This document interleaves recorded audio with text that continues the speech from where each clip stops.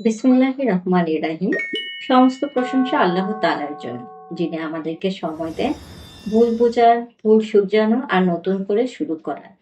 দুরূদ ও সালাম বর্ষিত হোক আমাদের প্রিয় নবী হযরত মুহাম্মদ সাল্লাল্লাহু আলাইহি সাল্লামের উপর, যিনি মানুষকে বদলাতে শিখিয়েছেন ভালোবাসা, ধৈর্যের মাধ্যমে। প্রিয় ভাই ও বোনেরা, আজ রমজানের প্রথম 10 দিন শেষ। এগুলো শুধু ক্যালেন্ডারের দিন নয়, এগুলো ছিল আত্মার ক্লাসরুম।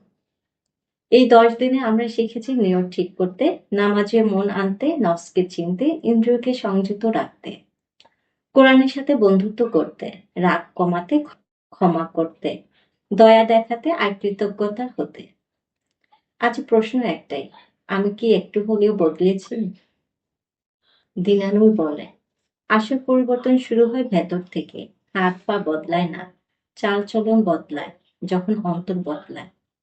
রমজান আমাদের এখানে এনে দাঁড় করায় একটি আয়নার সামনে। এই আয়নায় আমরা দেখি আমাদের ধৈর্য, আমাদের অহংকার, আমাদের ভালোবাসা, আমাদের আল্লাহর সাথে সম্পর্ক। আজকের দিন কোনো ভারী আমলের দিন নয়, আজকের দিন অঙ্গীকারের দিন।